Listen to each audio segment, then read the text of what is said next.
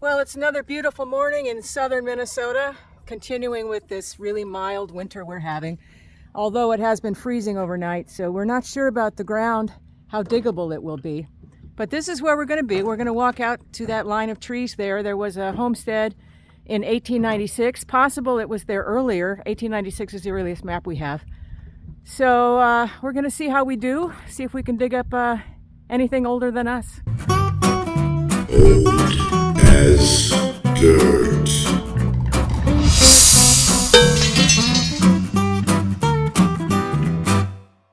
This is where we're going to be today.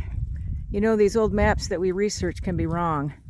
And so we like to go out onto the field if possible and see if we can find any remnants, any debris left over. And sure enough, I found this pottery shard. Not pottery, china. There's a little piece too. He says he's just found another piece. So we found the right spot. That stuff doesn't just fall out of the sky. As Dan says. Say it again. It's your line. I said, that stuff just doesn't fall out of the sky. This is going to be tough digging though. Yeah. Even though it's mild here in Minnesota, it has been freezing overnight. I can get the shovel in, but it takes a lot of work. Yeah. So we're going to go back to the vehicles and get our equipment and get started.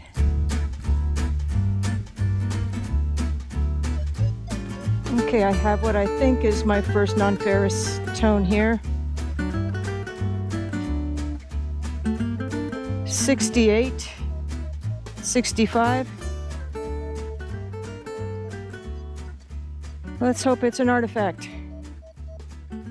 Boy, this ground is really hard.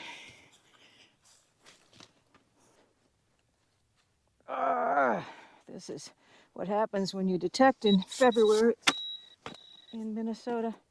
What is that? Oh, this is a liner for a canning jar. So, oh, this is not a canning jar lid. This is something interesting. Let's see here if we can get it out of the ice.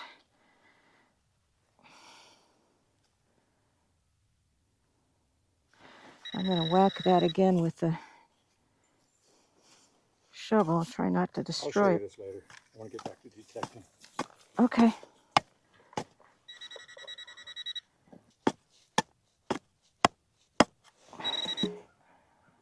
Oh, I just whacked it. Let's hope it isn't too wonderful to find, but it's really embedded in there. Oh, this might be a spoon bowl. I think that's what this is. I think that's what that is. Yeah, that's exactly what it is. A bowl of a spoon. Here's the handle bent over. So that's something.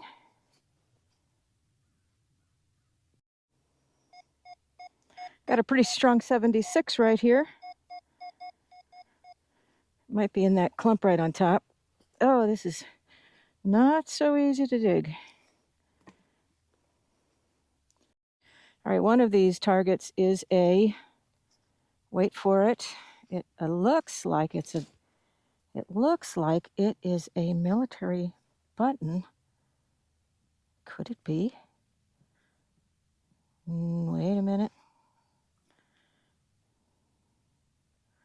It does look like possibly a staff officer's button. Okay, I can't quite make out that diagram, or that design rather.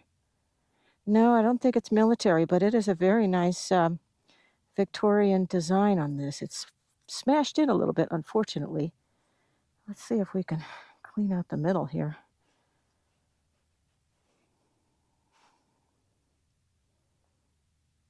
I think there's letters on there. I think it says RR. I thought it might be. It's not military. Oh, it's not? I thought it was too. Yeah. But it looks like it has initials on it, like a monogram. Don't you think? Looks like there's maybe a crown even. That could be. Oh, is that cool though? What do you see? It's initials, I think. Yeah, that's what I thought. I thought it said HR, maybe? HR, his royal. His royal button. His royal button. There might be an E or an A in front of that. You'll know when you get Yeah.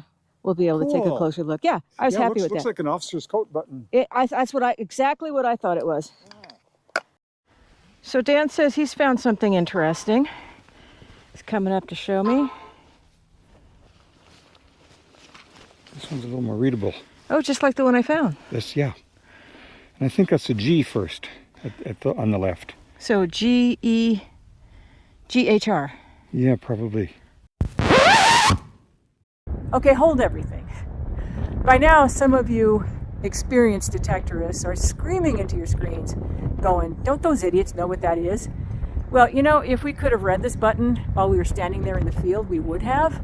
But because it was designed clearly before there were best practices in typography, it took us a while to figure this out. The letters say GAR, and that of course stands for Grand Army of the Republic. The Grand Army of the Republic was an organization created for veterans of the Union Army, Navy, and Marine branches of service. It was created right after the American Civil War in 1866. I suppose because they came from 3 different branches of service that the GAR wanted their men to wear the same uniform, and so they created a Grand Army of the Republic uniform, and this button came off of one of those coats. The Grand Army of the Republic would have encampments and parades and so on. It was a way for the men to stay in touch, to reminisce, to share stories. And it went for decades. It went until 1956, until the last veteran of the Civil War died. But I'm really excited to find anything related to GAR. And I was really happy that we had this find. Both Dan and I found one of these buttons, and that we could share that with you today.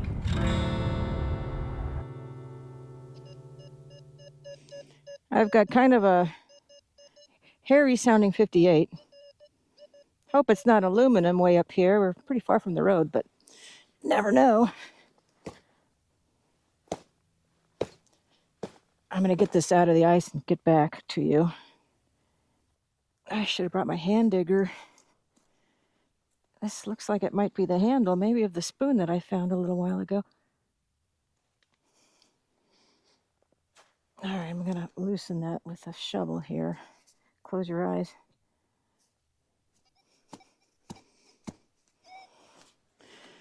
What do we have here?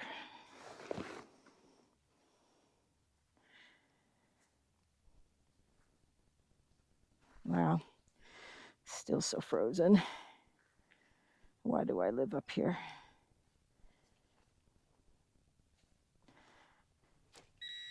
There we go. I bet that is the handle for the spoon that I found. Same kind of stem. This is what's known as, I believe this is a fiddleback design, although I can't see it for sure. But those can go way back. Okay, we have a very promising signal here. 92 that direction. 92 that direction. Could be silver.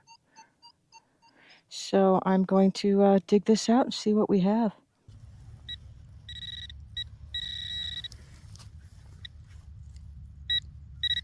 Small. It's covered with mud. I saw silver. Did you see silver? No, I didn't. I was watching the camera. There it is. I see silver. Is it a coin or a ring? It's a dime. Oh boy. I see 1 cent or 1 dime. Is it a seated?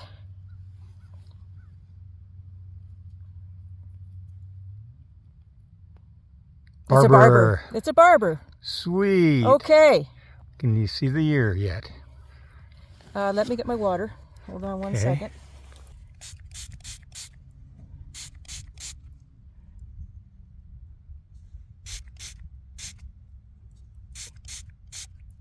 $18.99, I think. $18.99. All right, here we have a 58.59.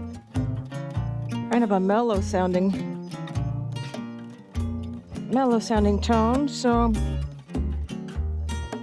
It could be a shotgun shell. I'm guessing something symmetrical. Let's see. Well, it is bigger than it appeared by the VDI. It is actually, believe it or not, another spoon handle. Looks like it might be that same kind of nondescript pattern, possibly a fiddlehead pattern, as the other one I found. Again, nothing showing definitive. This was silver plate. You can see a remainder, what's remaining of it there. Oh yeah, now I can see the fiddle. Right there, you can see that kind of almost wing pattern right there in the remaining silver plate. That shows the fiddlehead design. So this is probably late 1800s. There's a lot of iron through here. Not a lot of non-ferrous targets yet. It's taken a while.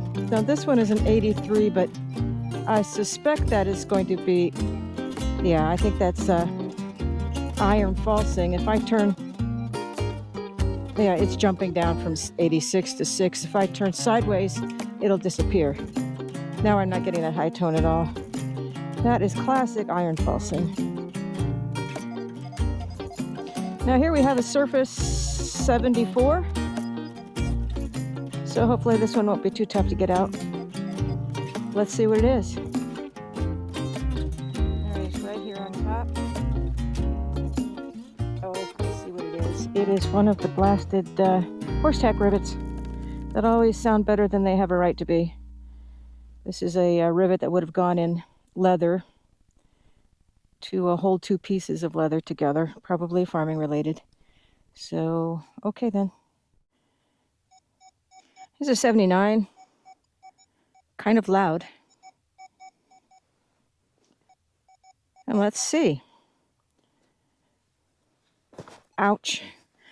Oh, this is so hard. Well, this has been a struggle. Nothing like cutting through ice to make metal detecting into a full body workout. Let's see if it's even out.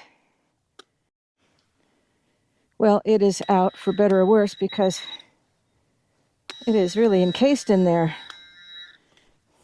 Don't know if I'm going to be able to get it out or carry it home like this. Heard of people doing that. Just let it melt in the car. Oh wow, that is really that is really encased in there. Oh, Dan just said he found a harmonica reed. That's how you know we're on a farm site. Okay, what is this now? Oh my goodness.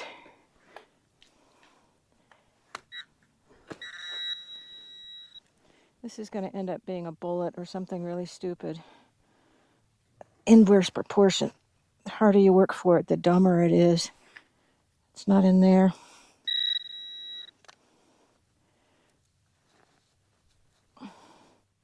Well, ironic that Dan just said he found a harmonica reed because that's what this turned out to be, a piece of harmonica plate. So, there it is. So we've been here, I don't know, a couple hours. That Barber dime was the only coin that we found, which is a little bit surprising. There's so much iron near the house, though. I bet some good targets are being masked. But we're going to plug on here. There's got to be more here.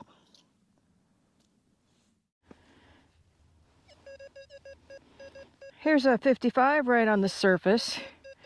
Let's see if I can figure out how to get this thing out without using a shovel.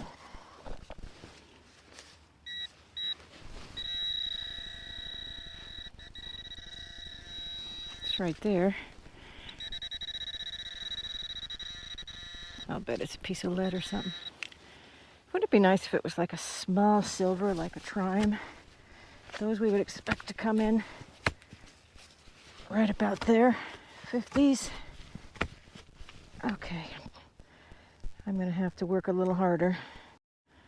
All right, so this is still embedded in ice. I think I see copper or brass or something, so it's not going to be my trime. Oh, Looks like it might have a...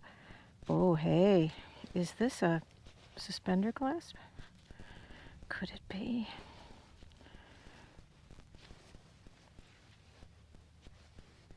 It sure is hard to get this stuff off. That's got something on it. That is definitely some kind of decorative piece. Oh, here it popped out. Ooh, what is this? Let's get the water on it.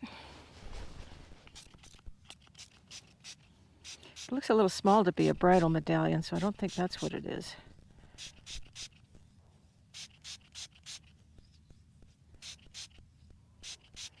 Look at that. Oh, cool. It's got a stag on it. But what was it? You know what? I bet this was part of a suspender clasp.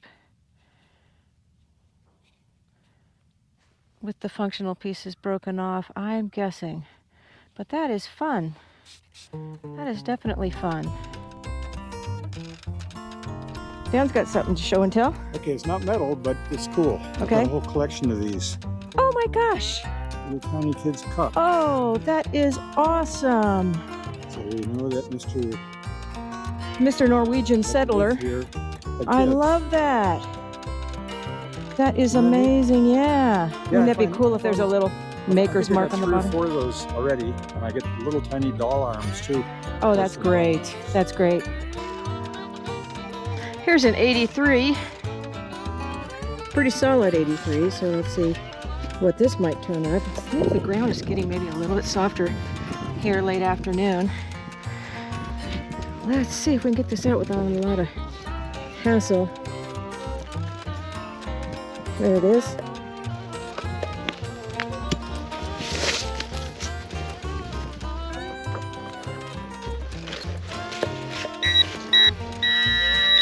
Right there.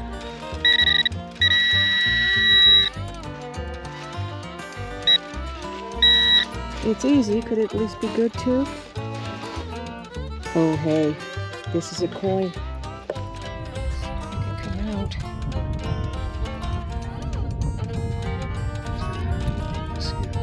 It is an Indian. Okay. Indian head.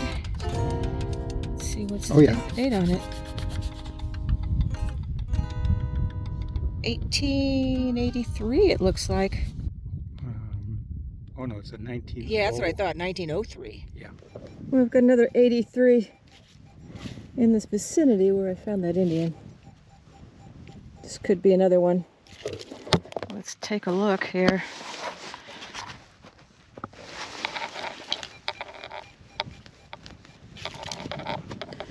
Still dealing with pretty frozen ground in most spots.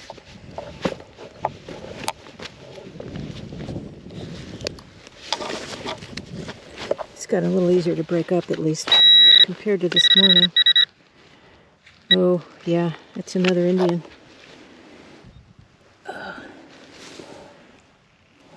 I hate to tell Dan because he hasn't found anything today, but that is what that is. It's not a fatty, so we know it's not 1860s.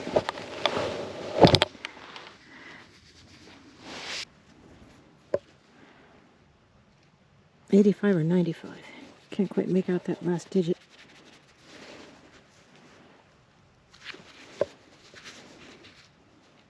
$95.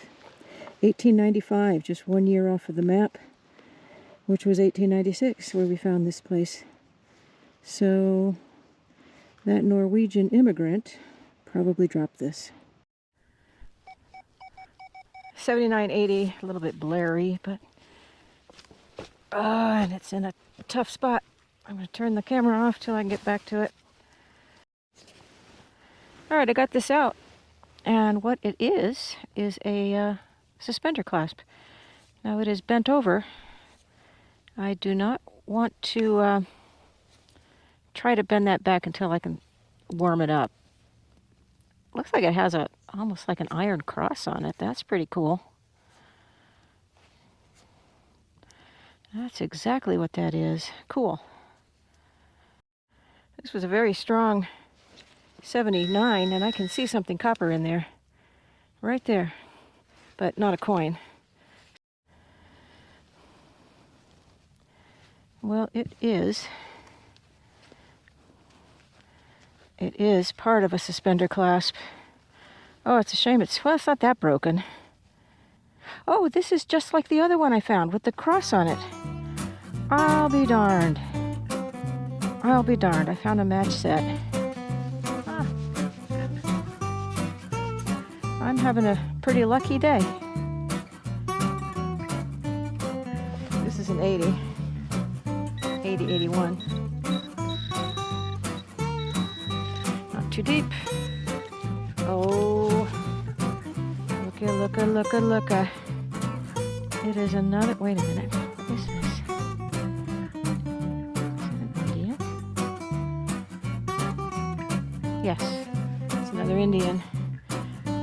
It's another Indian. Oh, this has been a good day. Let's see if we can get a date on this one. 1894. 1894.